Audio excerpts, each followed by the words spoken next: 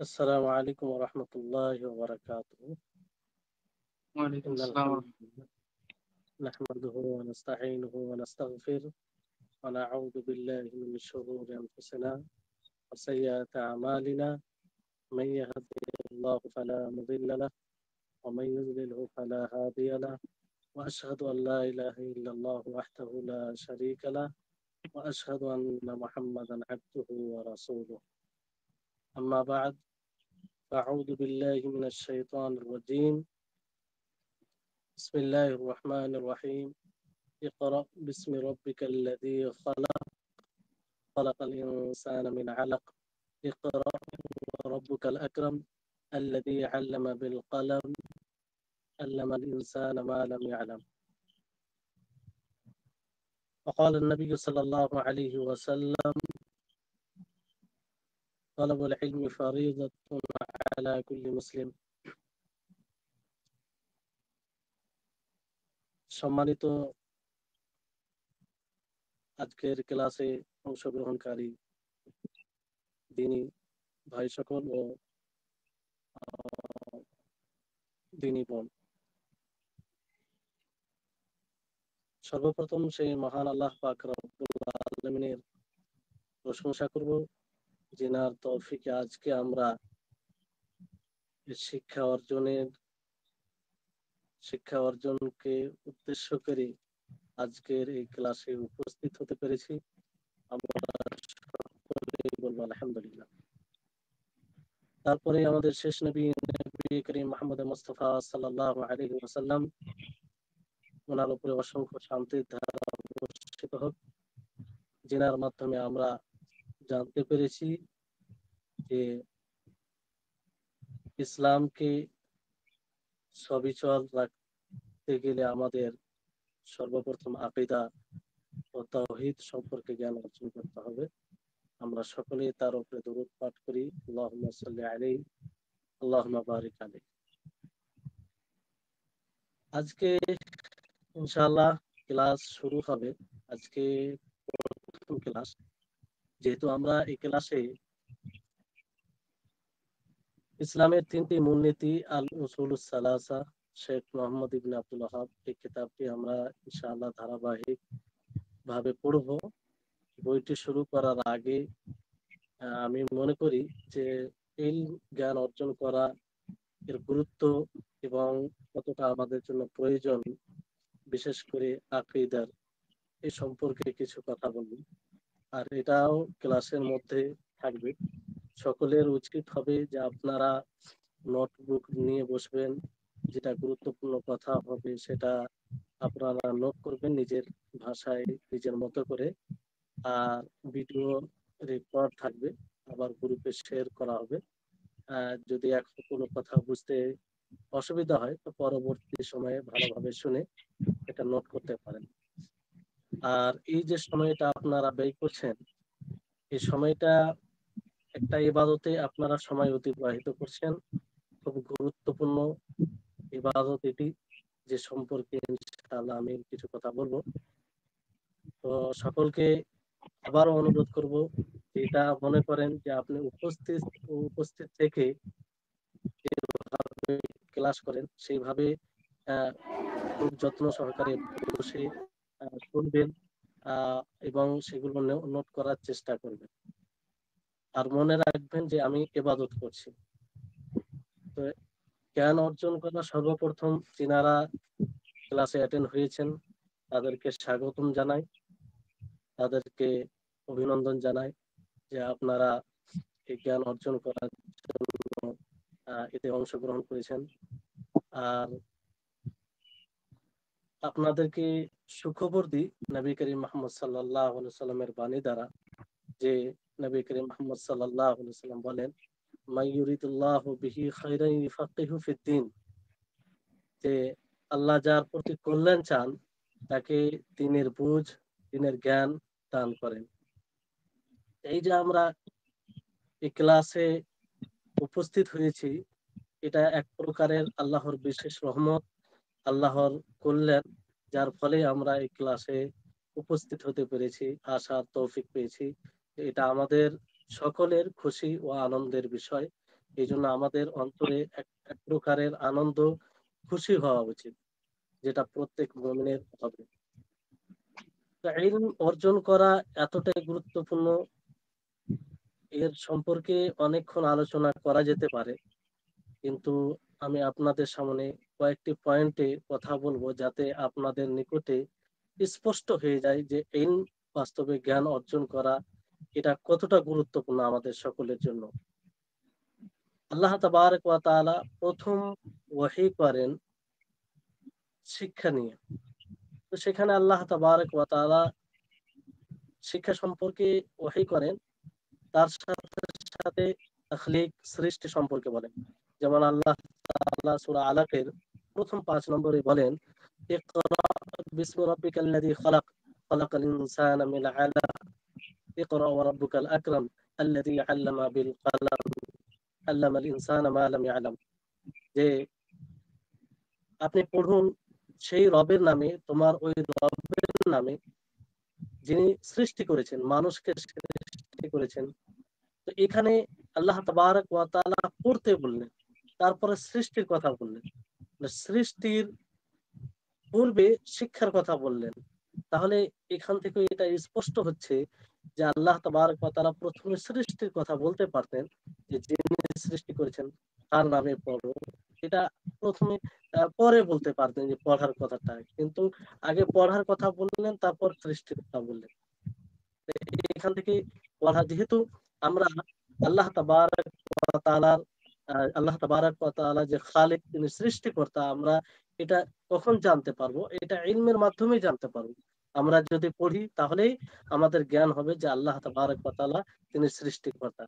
তারপরে সূরা রহমানে দেখুন যে আল্লাহ তাআলা সেখানেও বলছেন আর রহমান আল্লামাল কোরআন খলাকাল ইনসান, যে পরম দয়ালু, যিনি কোরআন শিখিয়েছেন, শিক্ষা দিয়েছেন কোরআনে, খলাকাল ইনসান, তিনি মানুষকে সৃষ্টি করেছেন। তো এখানে আল্লাহ তাবারক ওয়া তাআলা সৃষ্টি কথা বলার পূর্বে ইলমের কথা নিয়ে এসেছেন, যে কোরআনের শিক্ষা দিয়েছেন। তো এই আয়াত থেকেও, এখান থেকেও সুস্পষ্ট হচ্ছে যে জ্ঞান অর্জন করা কতটা গুরুত্বপূর্ণ। তারপরে এই ইলম অর্জন করা, যেমন বিভিন্ন ইসলামে ফারায়েজ রয়েছে, ফরজ বিধান রয়েছে, আবশ্যিক বিধান রয়েছে। সেই আবশ্যিক বিধান সমূহের মধ্যে একটি বিধান হচ্ছে কোরআনের বিধান হচ্ছে জ্ঞান অর্জন করা। জ্ঞান অর্জন করতে হবে। এই জন্য নবী করিম মুহাম্মদ সাল্লাল্লাহু আলাইহি ওয়াসাল্লাম বলেন, তালাবুল ইলমি ফারিজাতুন আলা কুল্লি মুসলিম, যে প্রত্যেক মুসলিম নর নারী, সে পুরুষ হোক অথবা স্ত্রী হোক, তার উপরে ইলম ফরজ করা, ইলম অর্জন করা ফরজ। তো এটাকে ফরিজা বলা হয়েছে। যেমন আমরা সালাত কায়েম করে থাকি, সালাত পড়ে থাকি, তারপর যাকাত দিয়ে থাকি, হজ করে থাকি, তো এগুলো একটা ফরিজা। সালাত আদায় করা, সালাত কায়েম করা, এটা একটা ফরিজা। রমজান মাসের সিয়াম পালন করা, এটা একটা ফারিজা। এই ফারিজা গুলোকে, এই আবশ্যিক বিধানগুলিকে মানতে গিয়ে যেমন আমরা যত্ন সহকারে মানার চেষ্টা করি এবং পালন করে থাকি, অনুরূপ ভাবে ইলম অর্জন করা, এটা একটা ফারিজা, এটাও একটা আবশ্যিক বিধান। সেই রমজান মাসে সিয়াম পালন করার মতো, যেই মতো আমরা খুব গুরুত্ব সহকারে রমজান মাসের সিয়াম পালন করে থাকি, সেই মতো আমাদেরকে জ্ঞান অর্জন করতে হবে। আর মনে রাখবেন যে এই জ্ঞান অর্জন করা, এটা সবচেয়ে বড় ইবাদত। এই জন্য ইমাম আহমদ বিন হাম্বল রাহিমাহুল্লাহ তিনি বলেন, আল ইলমু লা ইয়াদুলহু শাই লিমান সাহাত নিয়াতুহু, যে ইলম, জ্ঞান অর্জন করার সমতুল্য কোনো জিনিস নেই, তার সমতুল্য, তার সমপরিমাণ কোনো এরকম ইবাদত নেই সেই ব্যক্তির জন্য যিনি সঠিক নিয়তে জ্ঞান অর্জন করবে। তাহলে এই জ্ঞান অর্জন করা একটি বিরাট ইবাদত। এই ইবাদতকে সঠিক মতো পালন করতে হবে। তো আজকে থেকে আল্লাহর বিশেষ রহমতে শুরু করতে চলেছি একটি আকীদা বিষয়ে বই। সে বই সম্পর্কে ইনশাআল্লাহ আলোচনা হবে, বলা হবে। তো সেই ক্লাসটা আমরা আরম্ভ করতে চলেছি। এটা একটা বিশাল বড় ইবাদত, আমাদেরকে মনে রাখতে হবে। 3 নম্বর হচ্ছে যে জ্ঞান অর্জন করা কতটা গুরুত্বপূর্ণ আপনি বুঝতে পারবেন যে আল্লাহ তাবারক ওয়া তাআলা দাউদ আলাইহিস সালাম ও সুলাইমান আলাইহিস সালাম এই দুইজন নবীর কথা বলতে গিয়ে বলছেন আল্লাহ তাআলা সূরা নামালের 15-16 নম্বর আয়াতে, যদি পড়েন তো বুঝতে পারবেন যে সেখানে আল্লাহ তাআলা বলেন, ওয়ালাকাদ আতাইনা দাউদা ওয়া সুলাইমানা ইলমান ওয়া ক্বালা আলহামদুলিল্লাহিল্লাযী ফাদ্দালানা আলা কাসীরিম মিন ইবাদিহিল মুমিনিন। যে বললেন যে দাউদ আলাইহিস সালাম ও সুলাইমান আলাইহিস সালামকে ইলম প্রদান করা হয়েছিল, জ্ঞান দেওয়া হয়েছিল, এবং তিনারা দুইজনেই বললেন যে সমস্ত প্রশংসা সেই আল্লাহর, যিনি আমাদেরকে তার মুমিন বান্দাদের মধ্যে আমাদের উপরে কি করেছে, অনেক অনুগ্রহ করেছেন, প্রাধান্য দিয়েছেন এই জ্ঞানের মাধ্যমে। তাহলে এখানে আল্লাহ তাবারক ওয়া তাআলা সর্বপ্রথম জ্ঞানের কথা বলেন, অথচ সুলাইমান আলাইহিস সালামকে এমন শক্তি প্রদান করেছিলেন যে সুলাইমান আলাইহিস সালাম পাকের ভাষা বুঝতো, জিনদের ভাষা বুঝতো, তারপর আহ হাওয়া তিনার অধীনে থাকতো, তিনি রাজত্ব করতেন। এইসব কিছু বললেন না, সর্বপ্রথম ইলমের কথা বললেন। ইলমের কথা বলার পরে আল্লাহ তাবারক ওয়া তাআলা বলছেন, ওয়া ওয়ারিসা সুলাইমানু দাউদা ওয়া ক্বালা ইয়া আইয়ুহান নাসু উল্লিমনা মানতিকাত তায়রি ওয়া উতিনা মিন কুল্লি শাইইন ইন্না হাযা লাহুয়াল ফাজলুল মুবিন।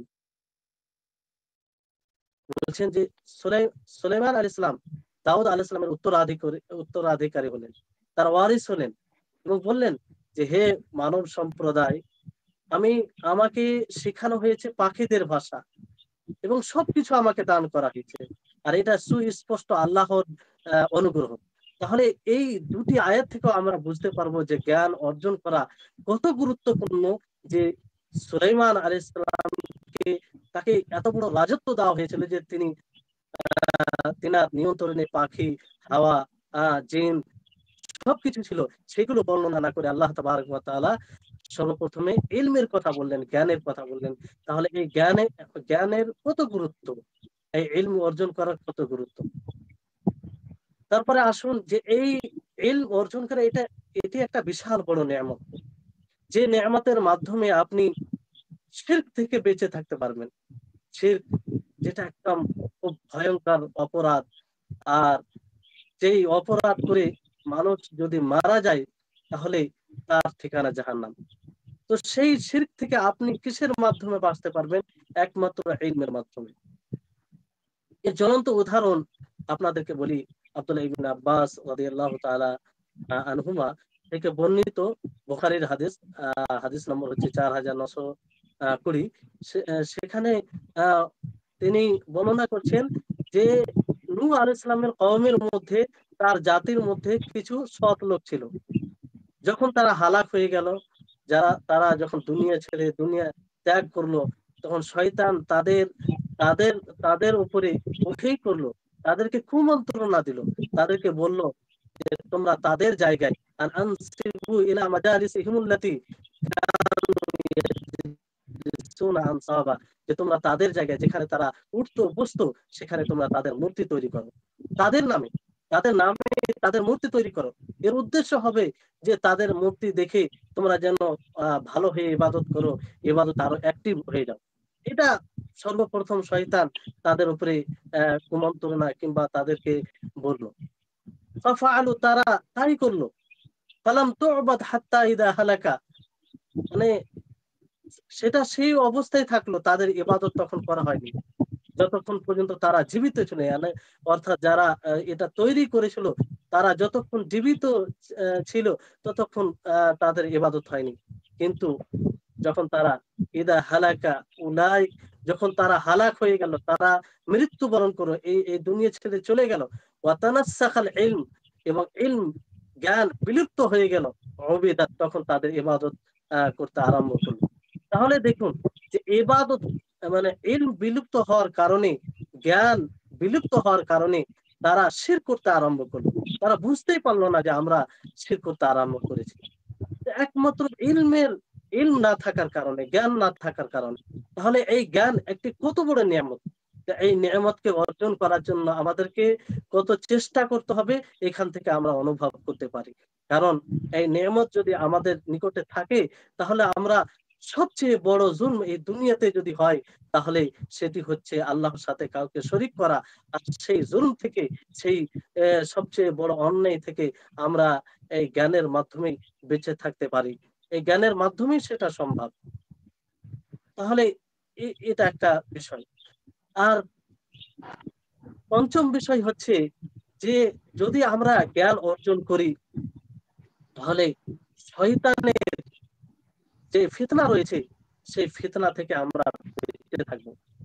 শয়তানের ফিতনা থেকে আমরা বেঁচে থাকবো।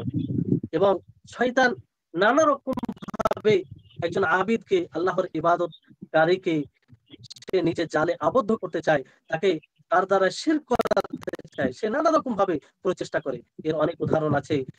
আর ইলম না থাকার কারণে অনেক বড় বড় আবিদ সেই জালে আবদ্ধ হয়ে যায়। কিন্তু যদি ইলম থাকে, এই জ্ঞান অর্জন করে থাকে, তাহলে সেই শয়তান সেখানে তার কাছে নিজেকে আহ নিজেকে একদম আহ নিজেকে একদম দুর্বল মনে করে। আর সেখানে সে নিজের ষড়যন্ত্রে সফল হতে পারে না। এর উদাহরণ হচ্ছে যে আপনি আবু ইমরান, যাকে ইব্রাহিম নাখঈ বলা হয়, ওনার নিকটে আবুল ফারকাত বলে একজন ছিলেন। উনি এসে বললেন যে এ আবু ইমরান, আমি আমি মানে আমার এই সরকারকে কর দেওয়ার প্রয়োজন ছিল 6 দিনার। সে সময় আমার কাছে কোনো প্রকারের সম্পত্তি কিছুই ছিল না, যে আমি কিভাবে সেই কর অথবা খাজনা সরকারকে দিব কিংবা দায়িত্বশীলদেরকে দিব, সেটা আমি খুঁজে পাচ্ছিলাম না। তো আমি দোয়া করলাম আল্লাহর কাছে। আল্লাহর কাছে অনেক দোয়া করলাম। দোয়া করার পরে সকালে যখন আমি বের হলাম, তো সেই সমুদ্রের ধারে কিংবা নদীর ধারে যেতে যেতে আমি একটা জিনিস পেলাম। সেই জিনিসের মূল্য 6 দিনার হয়। তার থেকে বেশিও নয়, কমও নয়। তো এবার বলুন যে তিনি পূর্বে অনেক দোয়া করলেন আল্লাহর কাছে যে আমি, আমার এই 6 দিনের প্রয়োজন আছে, যে কোনো অবস্থায় যেন আমি এর ব্যবস্থা করতে পারি। তারপরে এই জিনিসটি সে পেয়ে যাচ্ছেন। তখন ইব্রাহিম নাখঈকে যখন এই কথা বলা হলো, তিনি বললেন যে এটা তোমার জন্য হারাম, এটা তোমার জন্য বৈধ নয়। কিন্তু অনেকেই এটাকে কেরামত ভাববে, যে এটা অলিদের কারামত, যে আল্লাহ সে দোয়া করলো, দোয়া করার ফলে সেই এই দিনারটুকু পেয়ে গেল, অর্থাৎ আল্লাহ তাবারক ওয়া তাআলা তাকে তাকে দিয়ে দিল। এখানে ইলম ইলম থাকার কারণে ইব্রাহিম নাখঈ রাহিমাহুল্লাহ তিনি বললেন যে এটা তোমার জন্য হারাম, এটা লোকাতা। এর হুকুম হচ্ছে যখন কোনো জিনিস পাওয়া যাবে, তার বিধান হচ্ছে যে সেটা প্রচার প্রসার করতে হবে। তার লোকাতার একটি বিশেষ বিধান আছে, সেটা সহজে ভক্ষণ করা যাবে না। এবার বলেন, যদি সেটাকে কেরামত ভেবে কিংবা আল্লাহর অনুগ্রহ ভেবে সেটাকে ভক্ষণ করে নিত, তাহলে হারাম খাওয়া হতো। কিন্তু ইলমের কারণে সেই এই যে শয়তান এই করে প্রচেষ্টা করেছিল তাকে ফাঁসানো, কিন্তু ইলমের কারণে পারলো না। ইব্রাহিম নাখঈ তিনি বুঝতে পেরে গিয়েছিলেন যে এটা আসলে শয়তানি চক্রান্ত। আর এটা লুকাতা হতে পারে আল্লাহ তাবারক ওয়া তাআলার পক্ষ থেকে এটা পরীক্ষা, যে এই অবস্থায় সে কি করছে। আপনাদেরকে যদি জিজ্ঞাসা করা হতো যে আচ্ছা এই এই এই জিনিসটা পেলো, তো এটা আসলে তা কিসের জন্য পেলো, তা আপনারা এটাই বলতেন যে সে দোয়া করেছিলেন, তার দোয়া গ্রহণ হয়েছে। এটাই মানে সবার নিকটে এটাই আশা, বেশিরভাগ এটাই উত্তর দিবে। কিন্তু আসলে যে সেটা একটা লোকাতা, সেটা পড়ে পাওয়া জিনিস, তার একটা বিশেষ বিধান আছে। এটা জ্ঞান জ্ঞান থাকলে সেটা হয়তো পার্থক্য করবে, নচেত ভাববে যে হয়তো আমি দোয়া করেছিলাম, আমার দোয়া গ্রহণ হয়েছে, সেজন্য আমি পেয়েছি। তাহলে বুঝতে হবে যে ইলমের কতটা গুরুত্ব। তারপর আসুন আপনাদেরকে আরেকটি ঘটনা, খুব চমৎকার ঘটনা শোনাই। যদি ইলম না থাকে তো মানুষ বড় বড় আবিদ যারা ইবাদত করে, দিন রাত ইবাদত করে, তারা কিভাবে ফেঁসে যায়। শেখুল ইসলাম ইবনে তাইমিয়া রাহিমাহুল্লাহ তিনি বর্ণনা করেছেন এই ঘটনাটিকে, এবং তিনি বলেছেন যে আমার কাছে একজন বর্ণনা করলো যে আমাকে আমার মানে আকারে নাকি উনি দেখেছেন, অথচ তিনি এক দেশে আর যে ব্যক্তি বলছে সে এক দেশে। পরবর্তীতে যখন বলে তখন দুইজন দুই দেশে ছিলেন। তো শেখুল ইসলাম ইবনে তাইমিয়া রাহিমাহুল্লাহ তিনি বললেন যে এটা শয়তান ছিল।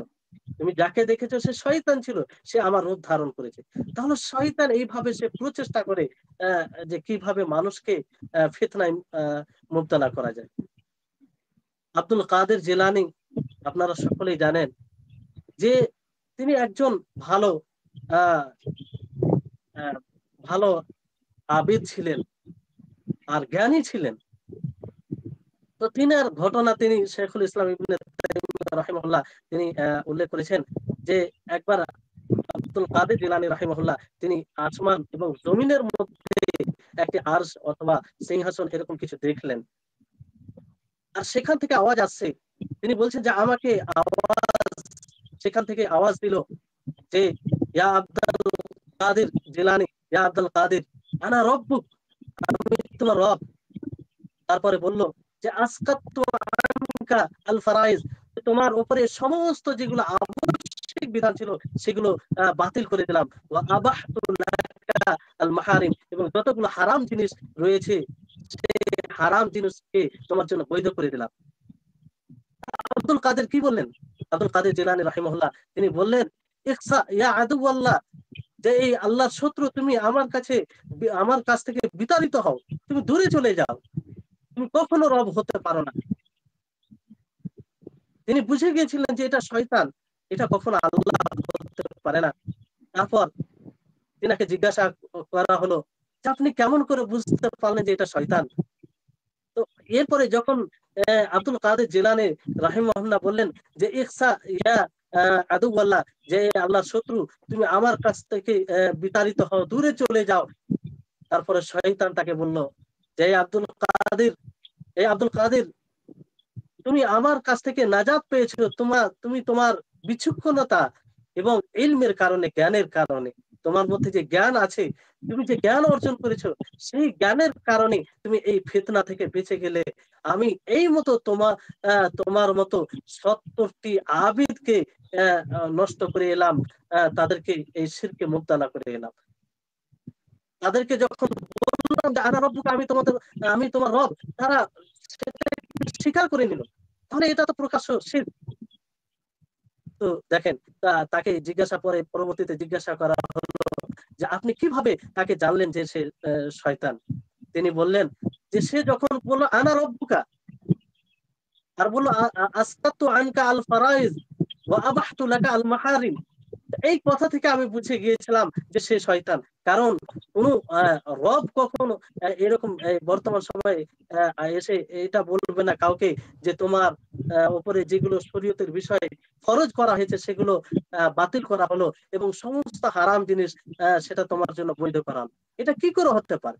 অথচ শরীয়তের বিধান যে একমাত্র আহ মানুষের ব্রেন যখন থাকবে না, যা কারো যখন ব্রেন কাজ করবে না, তার মস্তিষ্ক ঠিক থাকবে না, তখন তার উপরে এগুলো সাকিত হবে কিংবা বাতিল হবে, তার উপরে ফরজ হবে না।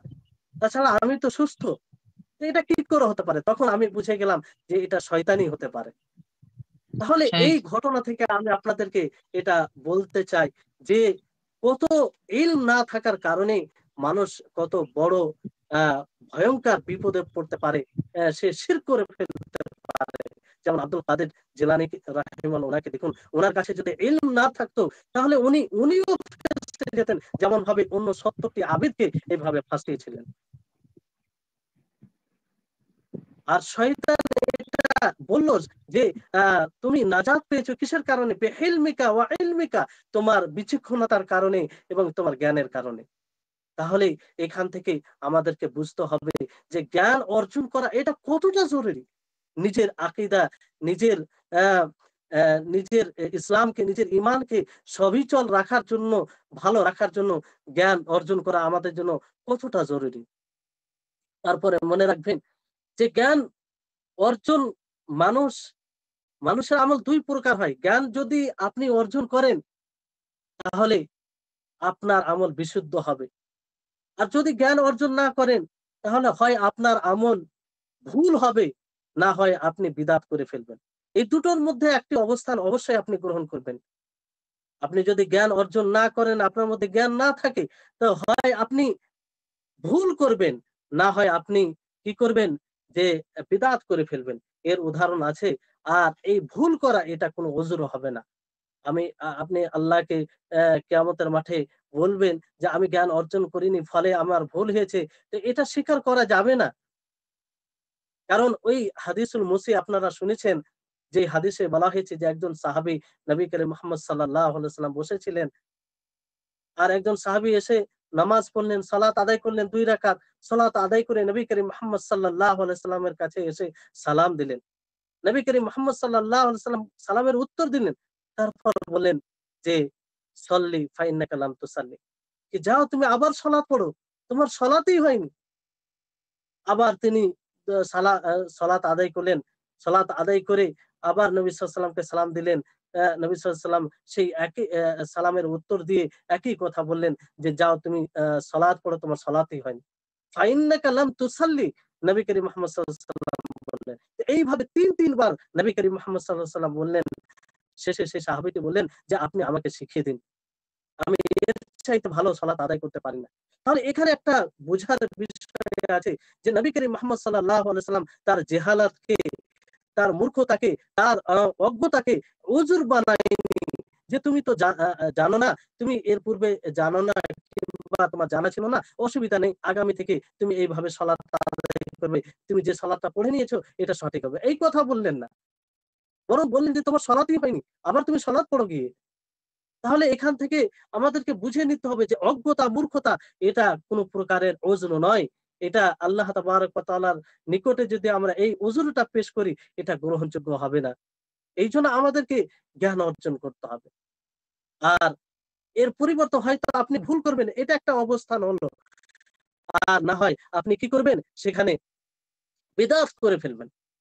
বিদআত করবেন আপনি। যেমন অনেকেই করছেন, দেখতে পাচ্ছেন আব্দুল্লাহ ইবনে মাসউদ রাদিয়াল্লাহু তাআলা আনহুর জামানায় সেই কিছু লোক দলবদ্ধ হয়ে কিছু আ আ কিছু দানা নিয়ে সেটাকে গণনা করে তাসবিহ তারা পাঠ করছিল। আব্দুল্লাহ ইবনে মাসউদ রাদিয়াল্লাহু তাআলা আনহু যখন এটাকে দেখলেন, দেখার পরে খুব লম্বা আ আ কথা রয়েছে। কিন্তু সংক্ষিপ্তভাবে বলি যে আব্দুল্লাহ ইবনে মাসউদ রাদিয়াল্লাহু তাআলা আনহু তিনি রেগে গেলেন এবং তাদেরকে বললেন যে, "তোমরা কখনো সফল হতে পারবে না এবং তোমরা হালাক হয়ে যাবে।" তাহলে সেটি তারা বলল যে, "আমরা তো ভালো কাজ করছি এর দ্বারা। আমরা আল্লাহর পবিত্রতা বর্ণনা করছি, আল্লাহর তাসবিহ পাঠ করছি। কেন এটা বেকা আ এ এটা ঠিক হবে না?" তো আব্দুল্লাহ ইবনে মাসউদ রাদিয়াল্লাহু তাআলা আনহু তাদেরকে এই কথাই বলল যে, "এরকম পদ্ধতিতে না নবী করিম মুহাম্মদ সাল্লাল্লাহু আলাইহি ওয়াসাল্লাম করেছেন, না আর তিনার অনুসারীগণের মধ্যে কেউ করেছেন।" তাহলে ইবাদত যদি আমরা করি, সঠিক মতো করতে হবে।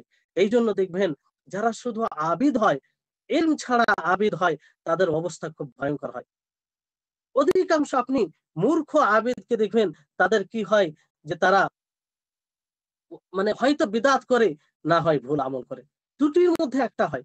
সারা জীবনের পরিশ্রম তাদের ব্যর্থ, নষ্ট হয়ে যায়।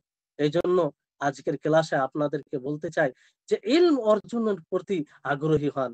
ইলম অর্জন করুন, জ্ঞান অর্জন করুন। ইবাদতের জন্য জ্ঞান অর্জন করতে হবে। আর এই জ্ঞান অর্জন করাটা এটি একটি অন্যতম ইবাদত। আলহামদুলিল্লাহ কিছু ভাইয়ের আ কিছু ভাইয়ের ব্যবস্থাপনায় এই ক্লাসের ব্যবস্থাটি করা হয়েছে। আপনাদের সকলকে অনুরোধ করব যে আপনারা নিয়মিতভাবে এই ক্লাসটি করবেন। ইনশাআল্লাহ আপনারা সকলেই উপকৃত হবেন। এই বইটি এত একটি গুরুত্বপূর্ণ বই, যে বই দ্বারা আপনি ইমানের যে মৌলিক বিষয় রয়েছে, ইসলামের যেগুলো মৌলিক বিষয় রয়েছে, আপনার ঈমানকে ঠিক রাখার জন্য, আপনার ইসলামকে ঠিক রাখার জন্য যেগুলো গুরুত্বপূর্ণ বিষয়, সেগুলো এই বই পড়ার মাধ্যমে আপনি ইনশাআল্লাহ জানবেন। বইটি অতি সংক্ষিপ্ত, কিন্তু এই বইটি যখন পড়ানো হবে তখন বুঝতে পারবেন যে এই বইয়ে উনি কি লিখে গেছেন।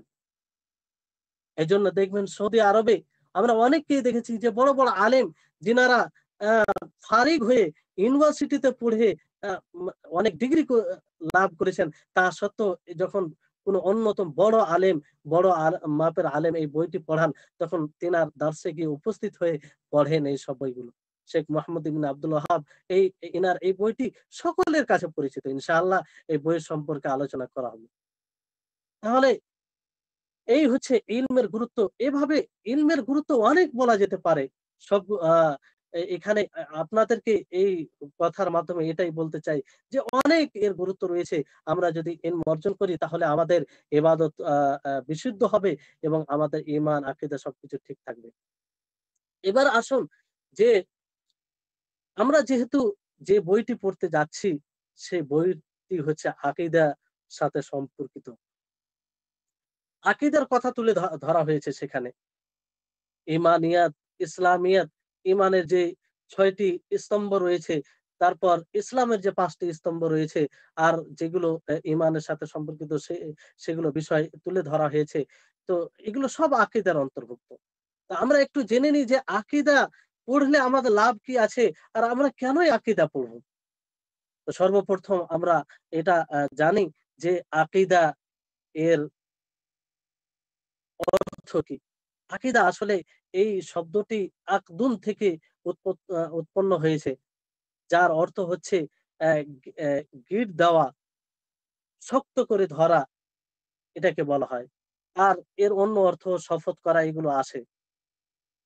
মজবুতভাবে কোন জিনিসকে ধরে ধরে রাখা অথবা বেঁধে দেওয়া সেটাকেই সা আকীদার শাব্দিক অর্থ হচ্ছে এটা।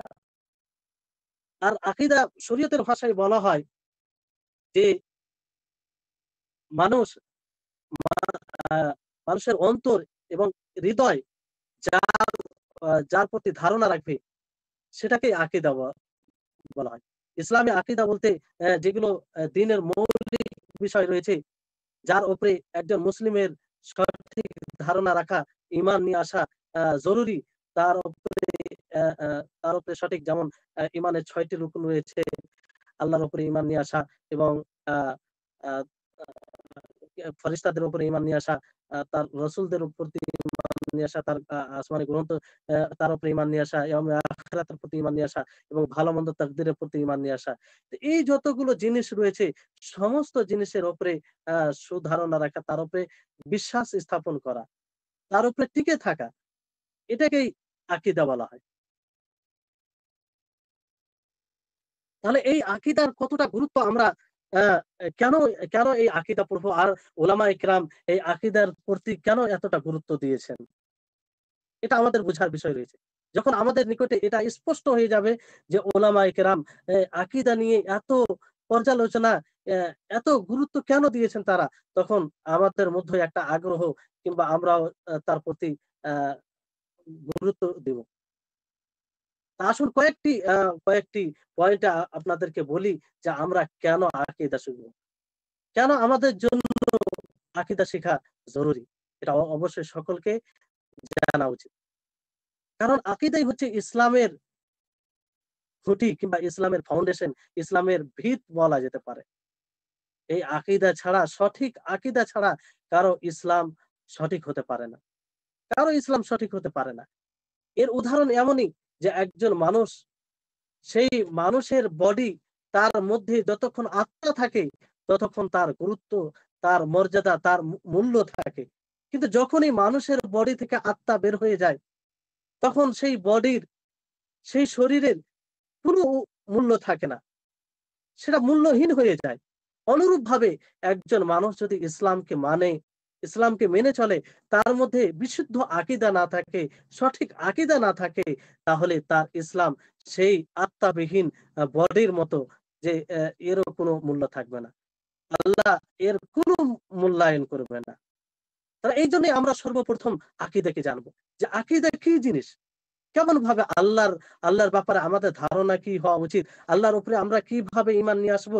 রাসূলের উপরে আমরা কিভাবে ঈমান নিয়ে আসবো? ফারিস্তাগণের উপরে আমরা কিভাবে ঈমান নিয়ে আসবো? এবং ইয়াউমে আখিরাত, তারপরে ভালো-মন্দ, আ আ তাকদীর, এগুলো, তারপরে যে শাহাদাত, কালিমা শাহাদাত রয়েছে, এ যে কালিমা শাহাদাত দ্বারা মানুষ ইসলামে দীক্ষিত হয়, সেটা পূর্ণরূপে আমরা নিজের জীবনে কেমনভাবে বাস্তবায়ন করব। তাহলে ১ম কথা হচ্ছে যে আকীদা হচ্ছে ইসলামের ভিত। যে সম্পর্কে এই ইসলামের ভিত আপনি যতটা মজবুত করবেন, ততটা আপনার ইসলাম মজবুত হবে। ততটা আপনার ঈমান মজবুত হবে। যেমন একটি বিল্ডিং, যদি সেই বিল্ডিং এর যেগুলো পিলার রয়েছে, যেগুলো ভিত রয়েছে, সেটা আপনি যত মজবুত করবেন তত ততদিন সেটা তত বেশি লাস্টিং করবে সেই বিল্ডিং। অনুরূপভাবে এই আকীদা। এবার আসুন যে দ্বিতীয় নম্বর হচ্ছে যে আকীদা, তাওহীদ, ঈমান এটা এমন একটা জিনিস যে জিনিস দ্বারা মানুষ ইসলামে দীক্ষিত হয়, ইসলামে প্রবেশ করে। একজন মানুষ তখনই মুসলিম হয় যখন সে কালিমায়ে শাহাদাত পাঠ করে, আশহাদু আল্লা ইলাহা ইল্লাল্লাহ ওয়া আশহাদু আন্না মুহাম্মাদান আবদুহু ওয়া রাসূলুহু। যে আমি সাক্ষ্য প্রদান করছি যে আল্লাহ ছাড়া সত্য কোনো মাবুদ নেই এবং মুহাম্মদ সাল্লাল্লাহু আলাইহি সাল্লাম আল্লাহর রাসূল। তাহলে এইভাবে এই কালিমা দ্বারাই মানুষ ইসলামে দীক্ষিত হয়। যদি কোনো মানুষ এই এটিকে আ এ এ এ এটাকে গ্রহণ না করে, এর দাবি সমূহকে পূরণ না করে, তাহলে সে তার তাওহীদ, তার ঈমান বিশুদ্ধ সঠিক হবে না। তৃতীয় হচ্ছে যে এই আকীদাই হচ্ছে বিশুদ্ধ আকীদা আপনার সমস্ত আমলের কবুলের শর্ত। যতক্ষণ পর্যন্ত আপনার আকীদা বিশুদ্ধ না হবে, ততক্ষণ পর্যন্ত আপনার কোনো আমল আ আ গ্রহণযোগ্য হবে না। এজন্য আল্লাহ তাবারাক ওয়া তাআলা সূরা নিসার ১২৪ নম্বর আয়াতে বলেন, "ওয়া মান ইয়া'মাল মিনাস সালিহাতি মিন যাকারিন আও উনসা ওয়া হুয়া মুমিনুন ফাউলাইকা ইয়াদখুলুনাল জান্নাহ ওয়া লা ইউযলামুনা নাকিরা।" যে পুরুষ হোক অথবা নারী হোক, তারা যেকোনো সৎ আমল করবে মুমিন অবস্থায়, ঈমান অবস্থায়, ওয়া হুয়া মুমিন, ঈমান অবস্থায় যদি আমল করে তাহলে তারা কোথায় যাবে? ফাউলাইকা ইয়াদখুলুনাল জান্নাহ, তারা জান্নাতে প্রবেশ করবে। আর তাদের উপরে বিন্দু পরিমাণও জুলুম করা হবে না। তাহলে এখানে ঈমানের শর্ত আল্লাহ তাবারাক ওয়া তাআলা লাগিয়েছেন যে ঈমান অবস্থায় আমল করলে। আর যদি ঈমান অবস্থায় আমল না করে তার আমল বিফলে যাবে, কোনো কাজে আসবে না। আর সেই কথাটা আল্লাহ তাবারাক ওয়া তাআলা সূরা নূরের ৩৯ নম্বর আয়াতে বলেন যে ওয়াল্লাযীনা কাফারু আ'মালুহুম কাসারাবিন বাকীআতিন يحسبه الظمآن ماء حتى إذا جاءه لم يجده شيئا ووجد الله عنده فوفاه حسابه والله سريع الحساب। যে যারা কুফরি করে, যারা অস্বীকার করে, যারা ঈমান আনে না, তাদের আমল সেই রাস্তার পথের বালুর মরীচিকার মতো, যে যাকে দূর থেকে মানুষ ভাবে যে পানি, যেমন যে পিপাসায় কাতর হয়ে থাকবে সে তাকে পানি ভাববে, পানি ভেবে সেখানে গিয়ে সে দেখবে সেখানে পানি বলতে কিছুই নেই।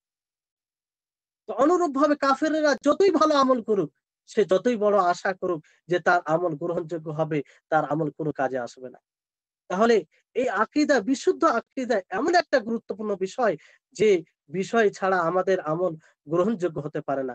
অতএব আমাদের সকলকে সর্বপ্রথম আকীদা বিশুদ্ধ করতে হবে। এইজন্য আমাদের সালাফগণ, আ আ সাহাবায়ে কেরাম সর্বপ্রথম আকীদাকে আ সঠিক বিশুদ্ধ আকীদা শিখতেন। তিনারা বলতেন যে তাআল্লামনাল ঈমান ক্বাবলাল কোরআন। আমরা কোরআন শিখার পূর্বে আকীদাকে জানতাম, ঈমানকে জানতাম। তারপরে চতুর্থ হচ্ছে যে এই আকীদা, বিশুদ্ধ আকীদাই আপনাকে শিরক থেকে বাঁচাবে। শিরক থেকে আপনাকে দূরে রাখবে। যে শিরকটি সবচেয়ে বড় গুনাহ। সবচেয়ে বড় জুলম। এই জমিনে যদি কোনো বড় গুনাহ থাকে তাহলে শিরক। যে আল্লাহ আপনাকে বড় করেছেন, যে আল্লাহকে সমস্ত নেয়ামত দান করেছেন, সেই আল্লাহর সাথে, সেই আল্লাহর জায়গায় আপনি অন্য কাউকে আ বসাবেন, এটা সবচেয়ে বড় জুলুম হবে না তো কি হবে বলেন? আল্লাহ তাআলা বলেন, "ইন্নাহু মান ইউশরিক বিল্লাহি ফাকাদ হারামাল্লাহু আলাইহিল জান্নাহ ওয়া মা'ওয়াহুন নার ওয়া মা লিয-যালিমিনা মিন আনসার।" যে যে ব্যক্তি আল্লাহর সাথে কাউকে শরীক স্থাপন করে তার উপরে আল্লাহ তাবারাক ওয়া তাআলা জান্নাতকে হারাম করে দেন।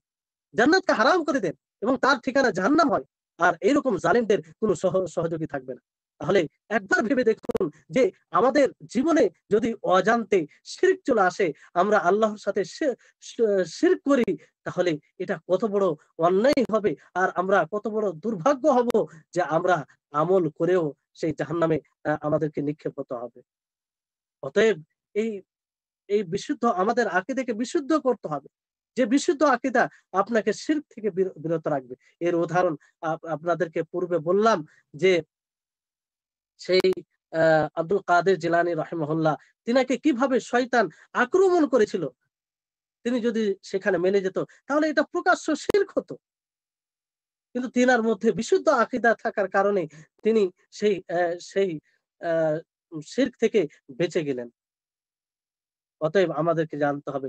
আর আমাদের মধ্যে যদি বিশুদ্ধ আকীদা থাকে, এই বিশুদ্ধ আকীদা দ্বারা আমরা আ আমাদের যে আল্লাহ তাবারাক ওয়া তাআলা আমাদেরকে কেন অস্তিত্ব নিয়ে এসেছেন, একজন মানুষ নিজের অস্তিত্বকে বুঝতে পারবে।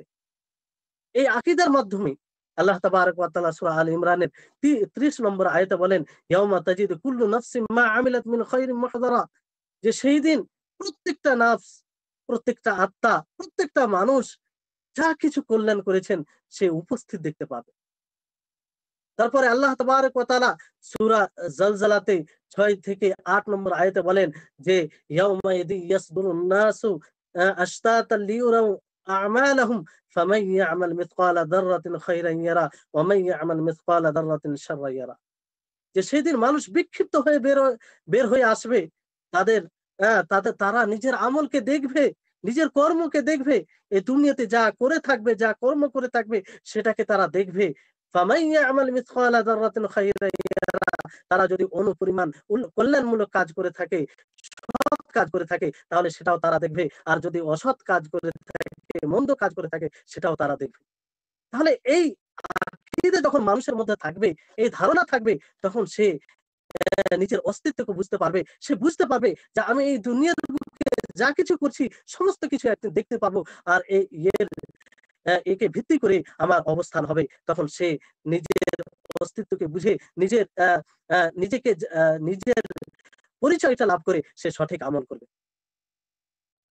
তারপরে বিশুদ্ধ আকীদা আপনার অন্তরকে জাগ্রত রাখে এবং কিয়ামতের দিন এই বিশুদ্ধ কিয়ামতের দিন সেই ব্যক্তি পরিত্রাণ পাবে, নাজাত পাবে যার বিশুদ্ধ আকীদা হবে, যার কলবে সলিম হবে, যার অন্তর অনেক রকম সংশয় এবং বাতিল যেগুলো ধারণা সেগুলো থেকে মুক্ত থাকবে, সেদিন নাজাত পাবে। আল্লাহ তাবারক ওয়া তাআলা সূরা ৮৮ ৮৯ নম্বর আয়াতে বলেন, ইয়াউমা লা ইয়ানফা'ু মালুন ওয়ালা বানুন ইল্লা মান আতাল্লাহা বিকলবিন সালিম।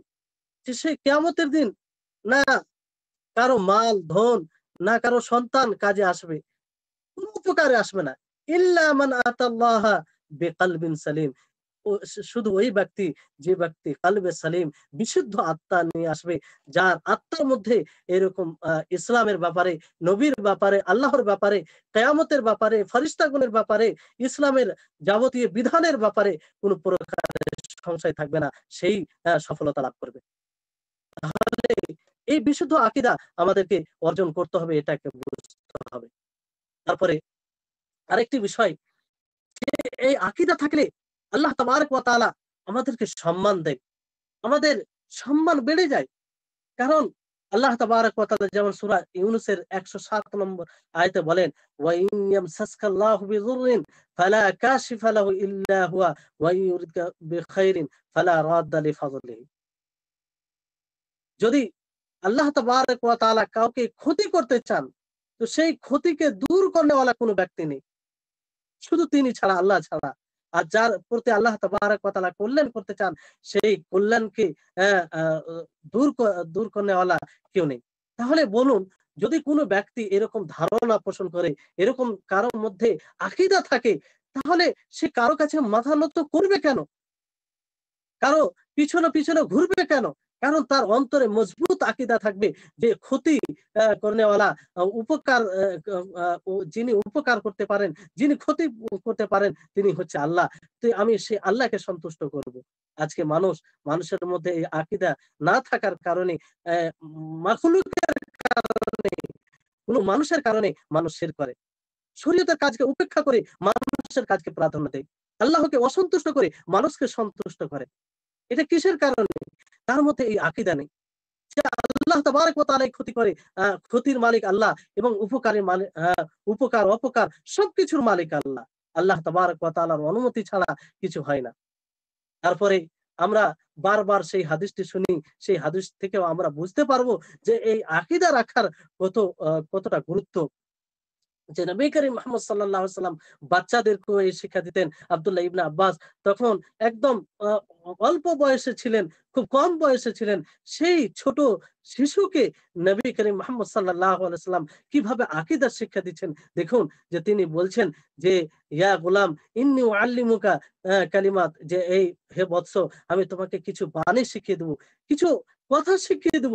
সেখানে আল্লাহ তাআলা বলছেন, ইদা সাআলতা, নবী করিম মুহাম্মদ সাল্লাল্লাহু আলাইহি সাল্লাম বলছেন যে যখন তুমি চাইবে আল্লাহর কাছে চাইবে। ইদা সাআলতা ফাসআলিল্লাহ, যখন তুমি চাইবে আল্লাহর কাছে চাইবে। ওয়া ইদা ইসতাআনতা ফাস্তাঈন বিল্লাহ, আর যখন তুমি সহযোগিতা চাইবে তখন আল্লাহর কাছে সহযোগিতা চাইবে। তারপরে আল্লাহ নবী শুধু এটা বলে ছেড়ে দিলেন না। আল্লাহ নবী কিভাবে শিক্ষা দিচ্ছেন দেখুন, যে ওয়া'লাম আন্নাল উম্মাতা লাউ ইজতামাআত আলা আন ইয়ানফাউকা বিশাইইন লাম ইয়ানফাউকা ইল্লা বিশাইইন ক্বাদ কাতাবাহু আল্লাহু লাক ওয়া ইন ইজতামাউ আলা আন ইয়াদুররুকা বিশাইইন লাম ইয়াদুররুকা ইল্লা বিশাইইন ক্বাদ কাতাবাহু আল্লাহু আলাইকা রুফিআতিল আকলাম। তিনি নবী করিম মুহাম্মদ সাল্লাল্লাহু আলাইহি ওয়াসাল্লাম সেই ছোট শিশুকে শিক্ষা দিচ্ছেন যে, হে বৎস, তুমি জেনে রাখো, যদি সারা বিশ্বের মানব জাতি একত্রিত হয়ে যায় তোমার উপকার করার জন্য, আর তোমার তোমার ভাগ্যে সেই উপকারটা আল্লাহ তাবারক ওয়া তাআলা লিপিবদ্ধ করে রাখেনি, তাহলে পৃথিবীর কোনো শক্তি নেই যে তোমার উপকার করতে পারবে।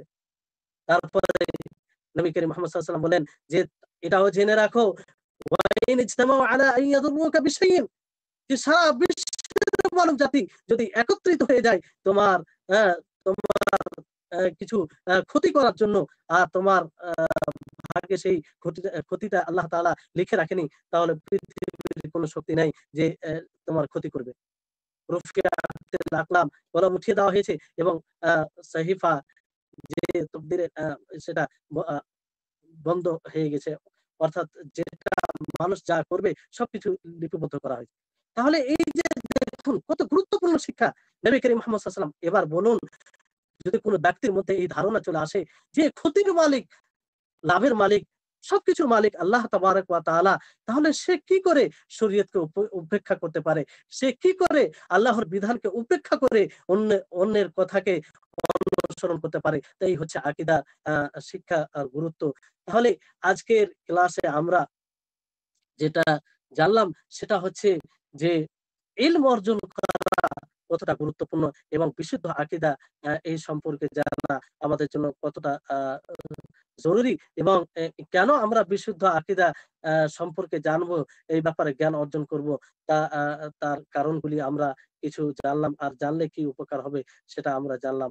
তো এইভাবে ইনশাআল্লাহ আমাদের এই ক্লাসটি হবে।